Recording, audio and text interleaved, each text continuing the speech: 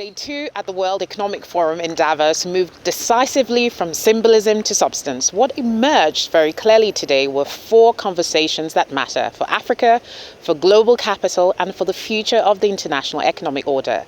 They revolve around jobs, technology, Europe's positioning, and America's redefinition of power.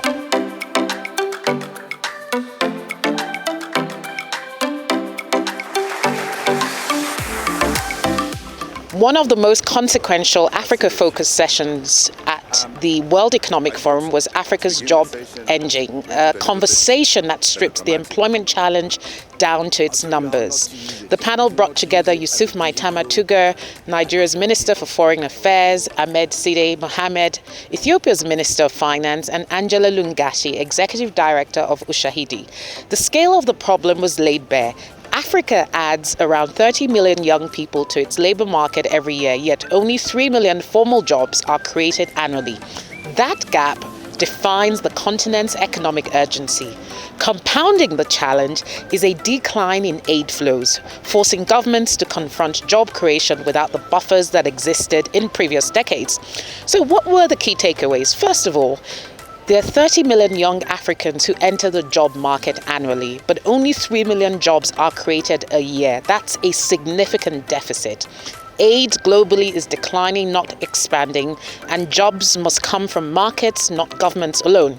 Ethiopia's response was notably pragmatic. Finance Minister Ahmed Shide outlined how Ethiopia is liberalizing key sectors, recognizing that public employment cannot absorb 1.8 million new labor market entrants every year in Ethiopia. And employment opportunities are increasingly emerging from agricultural value chains, transport and logistics, small and medium-sized enterprises, industrial parks, which alone last year mobilized over 90,000 jobs, predominantly for women. Aviation, which supports a wide ecosystem of services and production, is becoming a major source of jobs in the Ethiopian economy. But he was also equally candid about the constraints, citing high costs, unreliable logistics, procurement efficiencies, and challenges that are not allowing goods to trade from farm to table, for instance. As for Nigeria, the foreign minister, Yusuf Tugar, made a critical sequencing point. Nigeria, he stated, started with macroeconomic reforms as the foundation for building employment in the Nigerian economy. He even joked that he could now come to Davos and actually use his Naira card, given the FX reforms that had happened during the course of the last 2 years under the Tinubu administration. On the job market, Nigeria adds 3 million young people to the labor market every year, including 1 million graduates. But the public sector alone cannot absorb them, he said.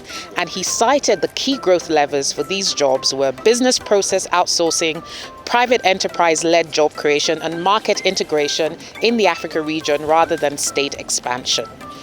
Angela Lungati of Ushahidi mentioned the role social enterprises play on the African continent. Africa's 2 million social enterprises contribute up to 3% of GDP and are vital job creators, yet they sit in a financing gap too large for micro-grants and too small for institutional capital. Her call was clear: patient, flexible capital must be unlocked. Thank you as well for your time and for your participation. Thank you very much. Few sessions captured Davos's technological pivot as powerfully as the conversation between Satya Nadella, CEO of Microsoft, and Larry Fink, CEO of BlackRock. The premise was very clear. AI is no longer just a corporate tool. It is becoming a foundational infrastructure for countries and societies.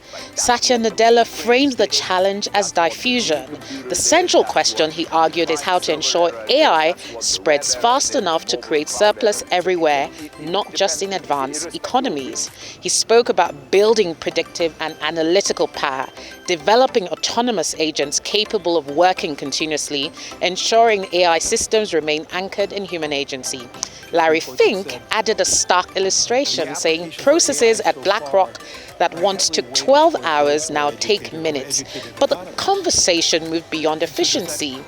AI is now foundational infrastructure, and productivity gains as a result of this are already quite material. But Diffusion matters more than invention. Think of it like a democratization of AI globally. And Nadella stressed that every country must secure adequate supply from chips to computers to what he called a ubiquitous grid of tokens.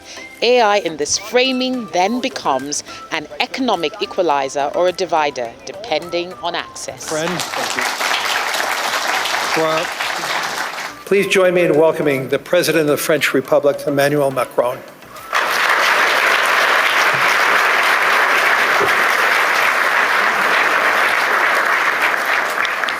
French President Emmanuel Macron delivered one of the most politically charged speeches of the day. He called the US tariff threat on Europe unacceptable.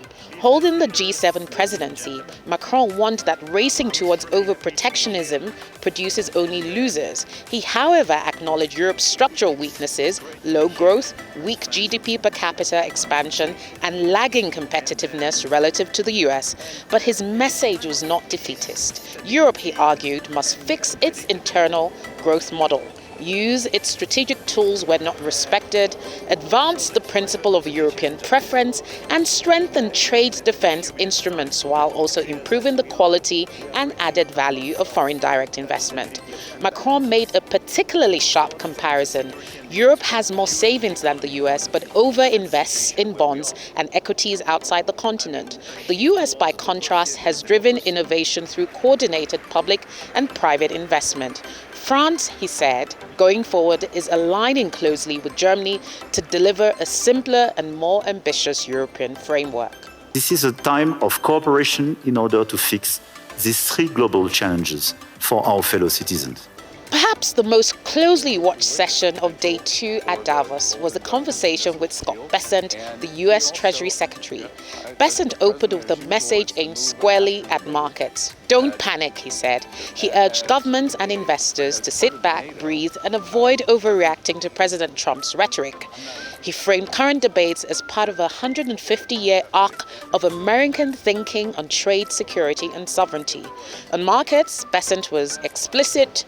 The recent rise in interest rates, he said, is not about Greenland, but largely driven by Japan's bond market dynamics. On trade, he confirmed that from the 1st of February, the US will impose a 10% tariff on 8 countries that send troops to Greenland, while maintaining that a good trade deal with Europe remains achievable. On NATO, his language was firm. The alliance is very safe and sound and has never been more secure. Since 1980, he said, the US has contributed $22 trillion more to defense than its NATO partners. Tariffs, he revealed, have already generated hundreds of millions of dollars, which the US administration is using to pay down the deficit. His fiscal target, to reduce the US deficit to 3% of GDP by the end of President Trump's tenure. On legality of these tariffs, Bessent expressed confidence that the US Supreme Court, due to issue a statement, is unlikely to overturn a president's signature policy on tariffs. Finally, he underlined the economic backdrop. US GDP grew 4.3% last quarter, and deregulation, in his view, has been the most powerful policy lever domestically so far. US Treasury Secretary Scott Bessent, thank you so much. Thanks, Maria. Day 2 at Davos made one thing clear. Africa's challenge is jobs at scale. AI is becoming economic infrastructure. Europe is rethinking its competitiveness, and America is renegotiating the terms of leadership. Davos 2026 is no longer about consensus. It is more about who adapts fastest to a changing world order.